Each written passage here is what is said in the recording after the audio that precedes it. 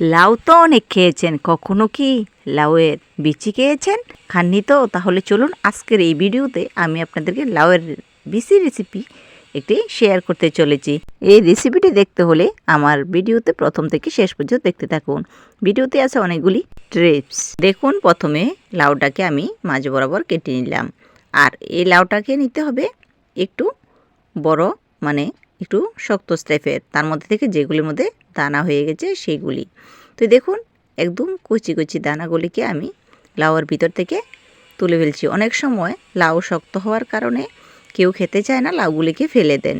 কিন্তু লাউ খেতে না পারলেও লাউয়ের বিচি দিয়ে যে অসাধারণ রেসিপি তৈরি হয় সেটা হয়তো অনেকে জানেনই না। তো দেখুন, প্রথমে আমি লাউয়ের বিচিগুলিকে খুব সুন্দর করে বের করে নিচ্ছি লাউ থেকে। তারপর এগুলিকে কিন্তু ফেলে দেব না, এগুলি দিয়েও আপনারা রান্না করে খেতে পারেন অনেক কিছু। যাই হোক, আমি আজকে আপনাদেরকে দেখাবো লাউয়ের বিচি দিয়ে একটা রেসিপি। তো দেখুন, আমি এভাবে করে খুব সহজে লাউয়ের বিচিগুলিকে তুলে নিয়েছি। তো বন্ধুরা, আমার ভিডিওগুলি আপনারা কে কোথা থেকে দেখছেন অবশ্যই কিন্তু একটা কমেন্ট করে জানাবেন। তো দেখুন, সবগুলি লাউয়ের বিচি তুলে নিয়েছি। এখন এগুলিকে ভালো করে ধুয়ে নিয়ে আসবো। তো দেখুন, সবগুলিকে একসাথে ধুয়ে নিয়ে এসেছি।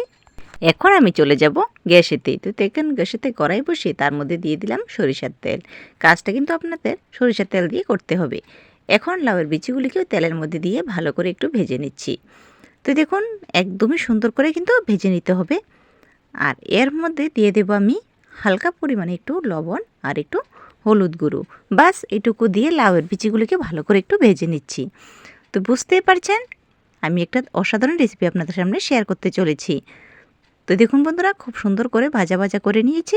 এখন এর মধ্যে আমি কি করব, দেখুন, লাউয়ের বিচিগুলিকে একটু তেল থেকে উপর দিকে কড়াইয়ের উপরে দিয়ে দিয়েছি। আর তেলটা মাঝখানে আছে, ওই তেলের মধ্যে আমি এখানে 4-5টা কাঁচা লঙ্কা দিয়েও একটু ভেজে নিচ্ছি।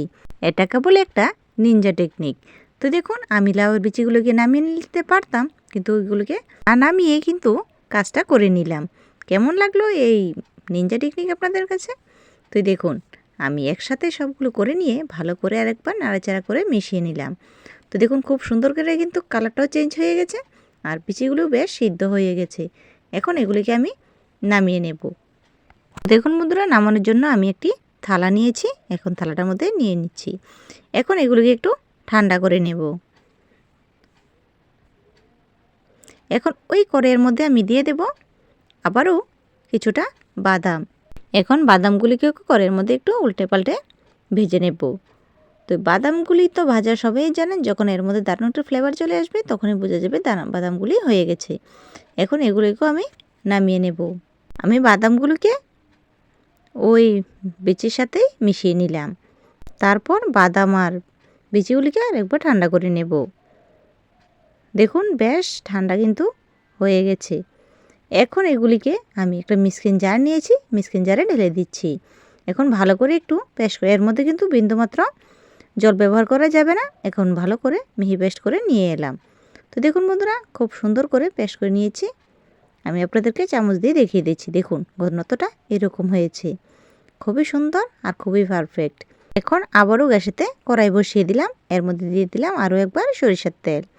তেলটাকে একটু গরম করে নেব। এখন এর মধ্যে আমি ফোড়নের জন্য দিয়ে দেব কালো জিরে। আর আপনারা যদি পেঁয়াজ রসুন খান তাহলে এর মধ্যে কিন্তু আপনারা পেঁয়াজ রসুনও ব্যবহার করতে পারেন। যেহেতু আমি নিরামিষভাবে তৈরি করছি সেই জন্য পেঁয়াজ আর রসুন দিলাম না। কালো জিরাটা একটু ভেজে নিলাম। তারপর মিক্সিং জার থেকে আমি সবটা পেস্ট করা লাউয়ের বিচিগুলোকে দিয়ে দিলাম।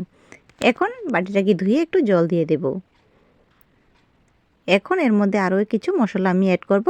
আর আপনারা একদমই ভিডিওটা স্কিপ করবেন না, প্রথম থেকে শেষ পর্যন্ত দেখতে থাকুন। আমার ভিডিওটা যদি আপনাদের ভালো লেগে থাকে তাহলে অবশ্যই কিন্তু একটা লাইক করে দেবেন। আর কে কোথা থেকে দেখছেন অবশ্যই একটা কমেন্ট করে জানাবেন। দেখুন, এর মধ্যে আমি দিয়ে দেবো হালকা করে একটু হলুদ গুঁড়ো, আর দিয়ে দিলাম একটু ধনে গুঁড়ো আর একটু জিরে গুঁড়ো। যেহেতু আমি লঙ্কা দিয়েছি, এখন লঙ্কা দেওয়ার কোনো প্রয়োজন নেই।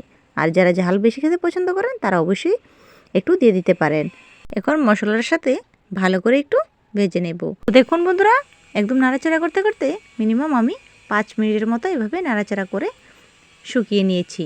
আর একদম পারফেক্টভাবে কিন্তু রেসিপিটা তৈরি হয়ে গেছে। তো বন্ধুরা, এর মধ্যে আমি দিয়ে দেব হালকা পরিমাণে একটু লবণ। যেহেতু আমি আগে ভাজার সময় দিয়েছি সেই জন্য আমি এখন লাস্টে দিয়ে দিলাম।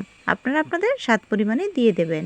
এগুলি নাড়াচাড়া করতে করতে আমার সকল বন্ধুদের কাছে আমার একটাই রিকোয়েস্ট, যারা যারা আমার চ্যানেলটাতে এখনও সাবস্ক্রাইব করেনি তারা অবশ্যই আমার চ্যানেলটাতে সাবস্ক্রাইব করে আমার পাশে থাকা বেল আইকনটিতে ক্লিক করে রাখবেন। তাহলে যখনই কোনো আমি নতুন ভিডিও আপলোড করব সঙ্গে সঙ্গে কিন্তু নোটিফিকেশান আপনাদের কাছে পৌঁছে যাবে। আর যারা ফেসবুক থেকে দেখতেন তারা অবশ্যই পেজটাকে ফলো করে দেবেন। তো দেখুন বন্ধুরা, আমার রান্নাটা কতটা সুন্দর হয়েছে। আর এখন আমি দিয়ে দেব ধনেপাতা কুচি।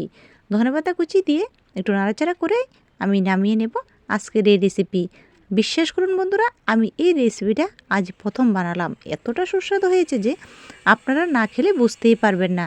মাছ মাংসকে হার মানায় আজকের এই রেসিপি, সত্যি বলছি বন্ধুরা। আর যারা পেঁয়াজ রসুন খেতে পছন্দ করেন তারাও এভাবে করে নিতে পারেন। ভীষণই টেস্টি, অসাধারণ এই রেসিপি।